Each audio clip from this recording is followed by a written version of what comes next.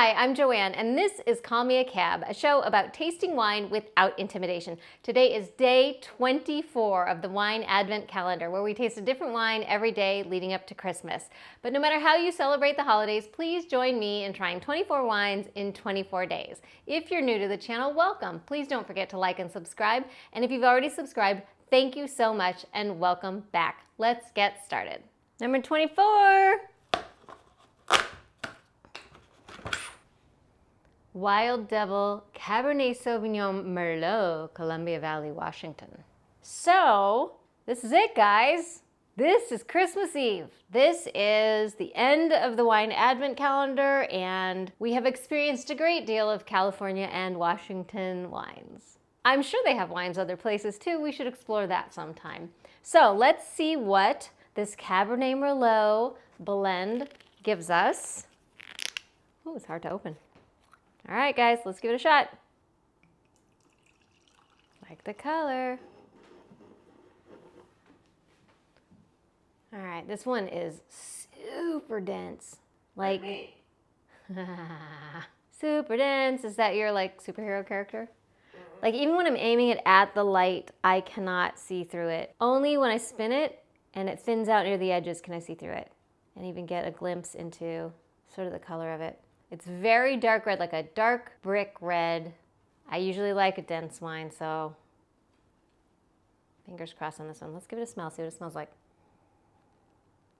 I'm sort of enjoying this. This is like some classic smell of wine that I smell, I feel like early in my wine days, and I wasn't paying that much attention early on, so. Whoa, okay, so I was smelling it, and I was smelling some basic things that I was trying to find descriptions of, and then suddenly I smelled cloves, like, so strongly. Yep. It's crazy to me how, well, just, you know, spinning it and opening it up and just breathing in a couple of times, like, the different things you smell. So let me see if I smell any fruits. I smell like licorice and chocolate and cloves and, like, Jägermeister. Something very strong. Well, that's the licorice-y smell, I guess. Okay, I have no idea what to expect from this. Cabernet Merlot, I feel like that's a pretty standard blend, but let's see what it tastes like. Oh, well, there's a tannins. Oh, I do like tannins. Okay, it's a little teensy bit tart. A little peppery, a little spicy. Yeah, definitely like hit the back of my throat with a, like an abrasiveness. It's like a rough and tumble red, I'd say. Not very fruity at all. You know what it tastes like? If you have a bunch of like raisined fruits, not quite dried fruits, but you know like how they have dried prunes and raisins and things like that. All the sort of dried out fruits, and then douse them in black pepper. Why don't we just let it breathe for like 5 minutes and come back? 5? Okay. All right, so we let this open up a little bit, thinking that, you know, who knows, maybe that'll do something, change something. I mean, the smells are more intense now. Sort of same smells, but more intense. With the addition of maybe like a rubbery smell. What? Did you put anything in this while I was away? So it's definitely got the intense smells. Whilst we were letting it open up, I looked on the QR code thing on my phone, and they recommended chocolate. They actually said a high % of cacao in the chocolate. I just have those awesome little Trader Joe's Ritter dark chocolate hazelnut things. So hopefully this is a good pairing because this is interesting and I'm curious. So let's give it a whirl. Well, Obviously. So let's see what the chocolate does to this now. I'm a little afraid, but here we go. You would hate this. What do you think? I'm okay with it. Did it make it more tart? It made it, tart's a little too overstating it, but it definitely brought up all that stuff in it, the tartness of it. Yeah, I wouldn't like it. What if I go the total opposite direction? What if I just go olive? Olive. Sorry, I got it. Or Havarti? Should I do an hors d'oeuvre? Yeah. Okay, an olive Havarti hors d'oeuvre. That's what I'm gonna do. It's a little. You rebel. I know, I'm like crazy. I'm like making it happen. Look, I am a wild devil. Wow. Yep. Merry Christmas. Here we go. Wish me luck. There's so much salt in this. That was amazing. That was amazing. Okay, let's see what it does. Oh, fingers crossed. Okay. That was cool. Wow. Okay.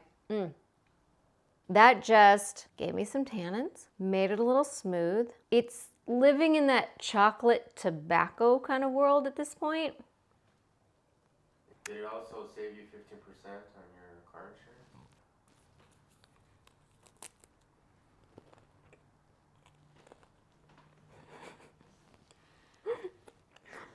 insurance? Okay. I think this was a good one to end with. My thoughts on the Advent calendar as a whole. Would have been nice to venture outside of the West Coast. I have talked to a few sort of wine professionals and somms over the past couple of years that we've been doing this show and asked them their thoughts on a wine Advent calendar. And basically the feedback I get from the professionals is, hey, it gets people into wine and that's cool. None of them had anything good to say about necessarily the quality of what we get. I think they're fun. I think it's fun to have a different wine to open every day. You don't have to know everything in the world about wine to just try wine. And that's the thing I want you guys to know. Just try wine. You don't need to be an expert. You don't need to do a ton of research. Just buy some wine, taste some wine. If you like it, boom, there you go. And if you don't like it, now you know.